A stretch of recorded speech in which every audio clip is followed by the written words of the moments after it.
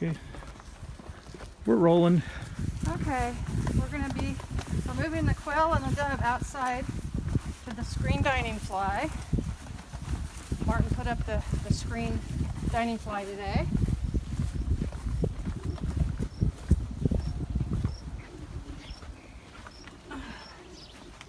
There's some more water in the dish.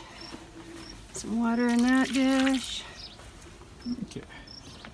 Well, this is our little habitat that we built for the, we put up every year for the critters, for the hummingbirds, the quail, the doves, the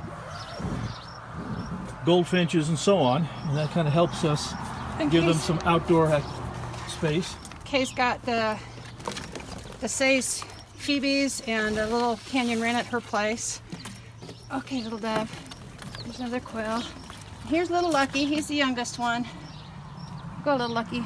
So now they've got more room to run around. Let me put some more of this food down. I've scattered, I basically got a whole bunch of dried mealworms and dried crickets. I crushed them in my hands and scattered them around. And we've got some ground up seed and stuff that they've been eating in the other room, so I'm just going to scatter that around on the floor. And got a box for them to hide in with a couple corners, and I pruned some of my lilacs to give them some extra hiding place. So, they should be doing good. Give you a week or so out here catching grasshoppers. I'll have more in Tuesday. We'll get another big box bulk of live grasshoppers so they can chase them down. And then they should be ready to release up at the nature park to catch bugs up there.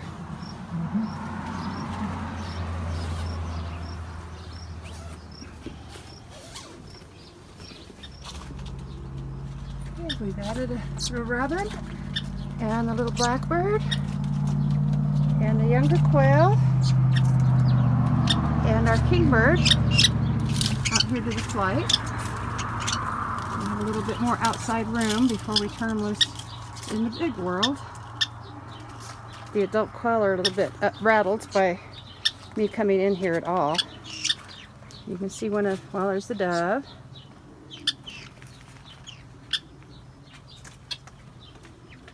And I think all of the quail have gone to hide inside of the box. There's a nice little box there with a hole on two sides. Oh, there goes the quail. It runs so fast you can't hardly see it. So they are getting wild. We'll be taking the quail down south, probably back to Hurricane very shortly.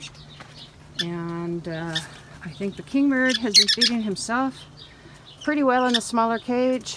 He's been eating the soft dog food, mealworms, and live crickets. And there's quite a few. I just got a new shipment of crickets in, so I just threw in about 50 live crickets. And there's dried mealworms and all kinds of things.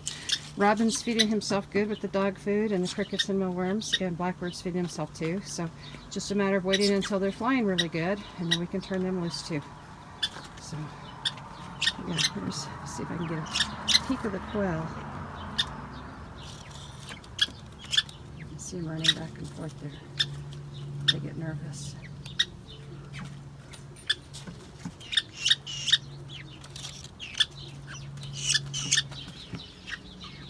Robin's picking up spots on the box, saying, "Is that edible?"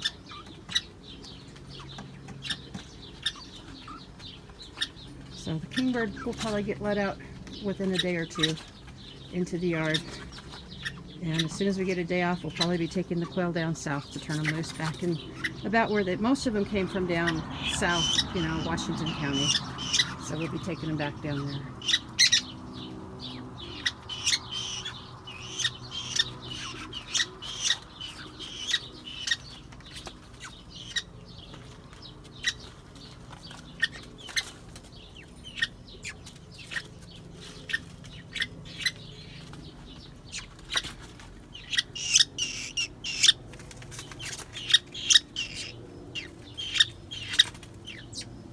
Now you have more room. Enjoy. Yes, enjoy.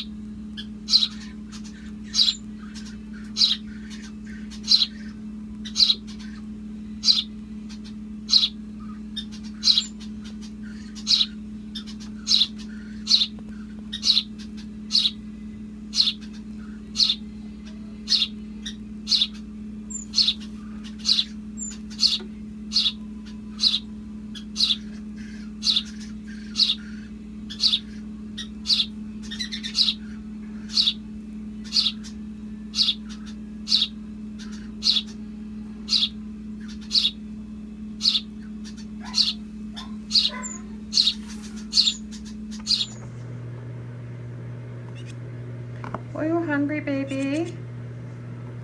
This is a little black-capped chickadee. They're so cute. They get excited. They do that little bobbing.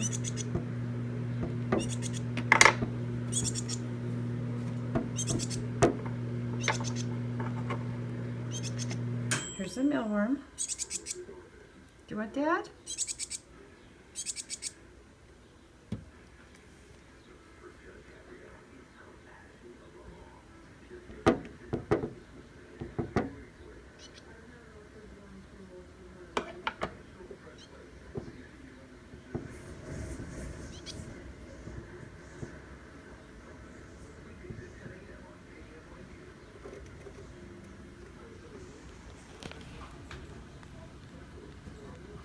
Really is a tiny little guy.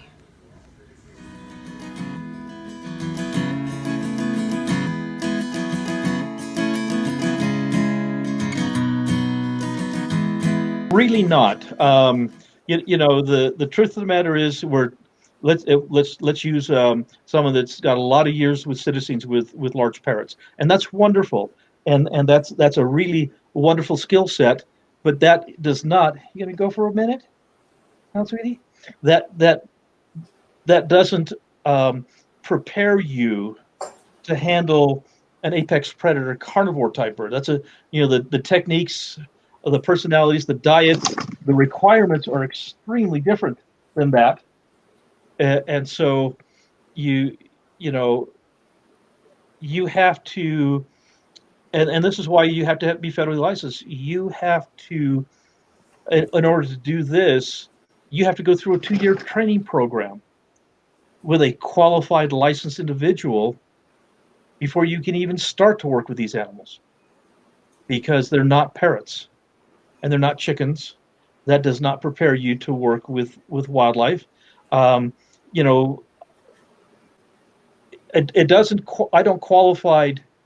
I would not qualify to work with hummingbirds with the knowledge that I have about eagles. But fortunately, we've worked with a lot of hummingbirds. We've had a lot of success with little tiny hummingbirds. But the techniques that we use on hummingbirds is extremely different. It's a completely different kind of an animal, and so I would never, I could never transpose my eagle knowledge to hummingbirds. And people who do game birds, pheasants and chukar and quail and that kind of stuff, very very different than, let's say, waterfowl. And so each kind of group of birds really requires their own special niche. And it's the same with mammals. Just because you've raised a dog doesn't qualify you to handle coyotes and wolves. It really doesn't. Uh, Different kinds of animals, the difference between domestics and wildlife. Just because you've had a house cat doesn't mean that you should own a Siberian tiger. I mean, that's would just be ridiculous. Or even a bobcat or a cougar. And so even someone who is well versed in, let's say, working with cougars, really is not qualified to work with a bobcat. Bobcats are different, and it would be a good idea that if you were used to working with cougars and you come up with a bobcat that you need to work with, to have somebody that has specialized in working with bobcats to help you get through that process, so that you don't make the mistakes, because the animals are very different. Even this peregrine falcon right here, she's a beautiful animal, but she's not a golden eagle. She's not a Harris hawk. She's not a prairie falcon. She's not a red-tailed hawk. She's a peregrine, and they do require very specific processes and foods and facilities and techniques that the other ones require differently. So there is no crossover.